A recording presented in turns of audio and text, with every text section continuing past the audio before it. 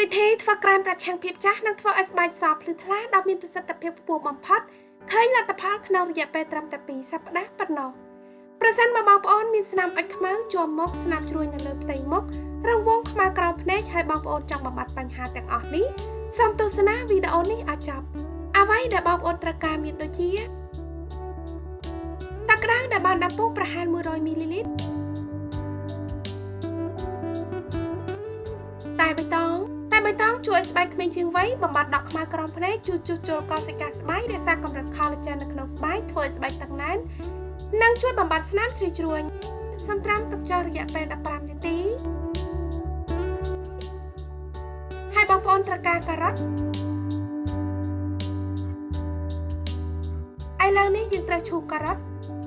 ជាប្រភពនៃវីតាមីន A ដែលជួយជំរុញដល់ដំណើរការបង្កើតកោសិកាថ្មីធ្វើឲ្យស្បែកមើលទៅក្មេងជាងវ័យជួយបំបត្តិស្នាមជ្រួញនិងធ្វើឲ្យស្បែកសភ្លឺថ្លា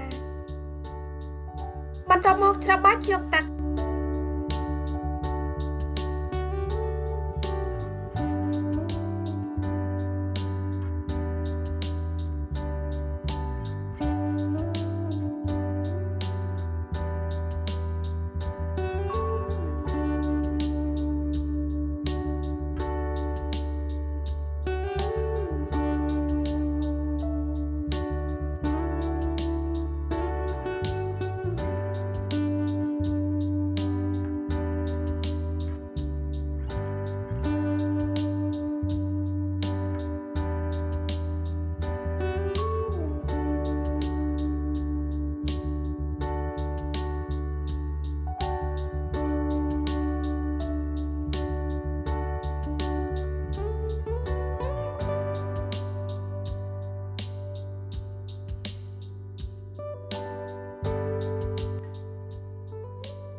ហើយបងប្អូនត្រូវការម្សៅពោត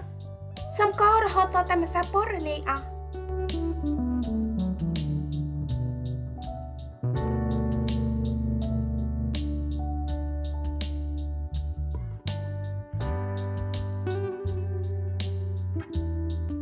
បន្តមកយកទឹកដាក់ចម្អិនដោយបើកភ្លើងតិចបន្តកោរហូតដល់តែបងប្អូនទទួលបានល្បាយដែលខាប់ល្មមTo the city streets, we began to feel the fire.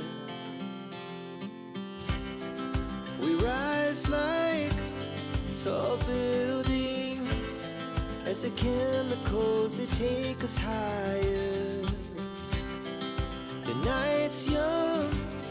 it is just បន្តមកបិទភ្លើងរួចហើយទុកឲ្យត្រជាក់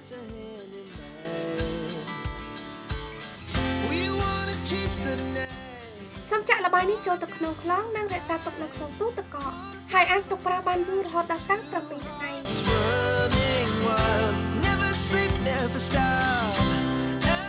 របៀបប្រើប្រាស់សូមលាបថ្នាំថ្នមនៅលើផ្ទៃមុខដែលបានលាបសម្អាតស្អាត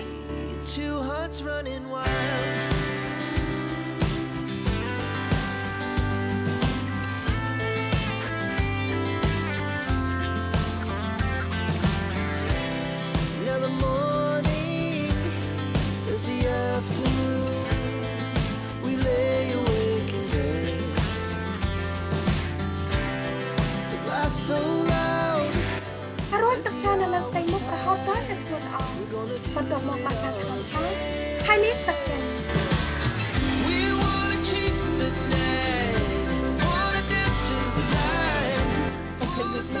រប្រេងដល់សណ្ដាននៅបងប្អូនបានជាប្រចាំសម្រាប់លទ្ធផលតាមតែប្រសាសូមប្រើរបបនេះម្ដងក្នុងមួយថ្ងៃយ៉ាងហោចណាស់ឲ្យបាន14ខែចូលចិត្តគ្នាសម្រាប់លទ្ធផលការប្រើជាប់មកគឺជាគន្លឹះសំខាន់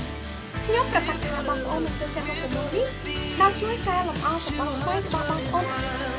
មានកាត់បន្ថយស្នាមខ្មៅកាត់បន្ថយស្នាមជ្រួញនិងដកខ្មៅក្រោមភ្នែកហើយវាថាឃើញខ្លាយតាំងពីការប្រើប្រាស់សប្តាហ៍ដំបូង